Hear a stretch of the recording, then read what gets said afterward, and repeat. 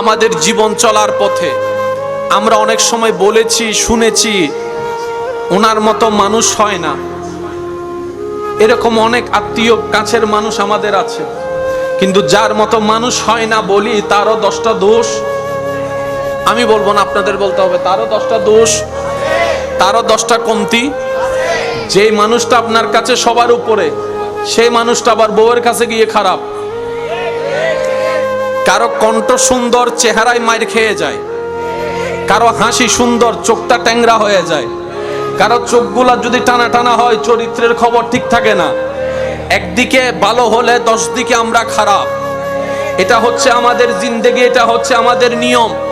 সর্বদিকে আল্লাহ তাআলা আমাদের নবীকে ইউনিক বানিয়েছেন, সবার চাইতে আলাদা বানিয়েছেন। সুবহানাল্লাহ। জামালে মুস্তাফা সাল্লাল্লাহু আলাইহি ওয়াসাল্লাম, হুসনে মুস্তাফা। পৃথিবীর সৌন্দর্যের 3টা ডাইমেনশন আছে। কিছু সৌন্দর্য কাছ থেকে সুন্দর, দূর থেকে দেখতে ভালো লাগে না। কিছু সুন্দর দূর থেকে সুন্দর লাগে, কাছের থেকে দেখলে ভালো লাগে না। যেমন চাঁদ দূর থেকে সুন্দর লাগে, কাছে গেলে সে সৌন্দর্যটা আর হৃদয়ে আকর্ষণ করে না। কিছু সৌন্দর্য একবার দুইবার দেখলে ভালো লাগে, বারবার দেখতে মন চায় না। কিন্তু আল্লাহ আমাদের নবীকে এমন ভাবে সৃষ্টি করেছেন, যারা দূর থেকে দেখেছে তারাও বলে ওনার মতো সুন্দর আমার জীবনে আর দেখি নাই। সুবহানাল্লাহ।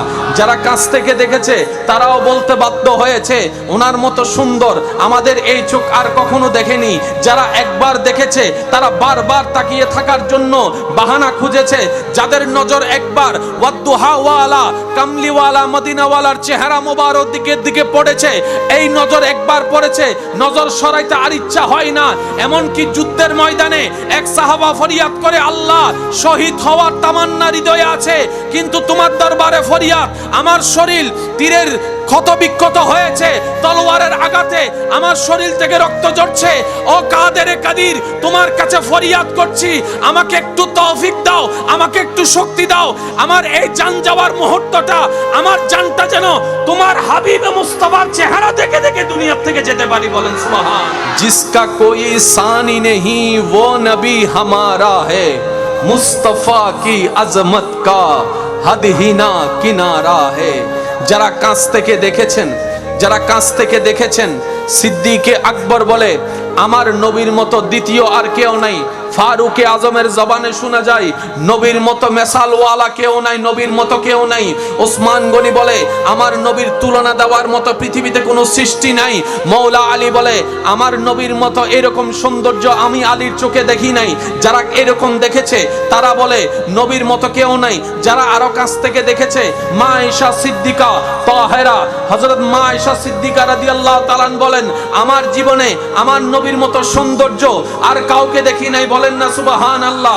সিদ্দিকে বলে দেখি নাই, ফারুকে আজম বলে দেখি নাই, ওসমান গনি বলে দেখে নাই, মৌলা আলী বলে দেখে নাই, মা ফাতেমা বলে দেখি নাই, ইমাম হাসানে বলে দেখে নাই, ইমাম হুসাইনে বলে দেখে নাই, মা আয়েশা সিদ্দিকা বলে দেখে নাই। সুবহানাল্লাহ, সুবহানাল্লাহ, সুবহানাল্লাহ।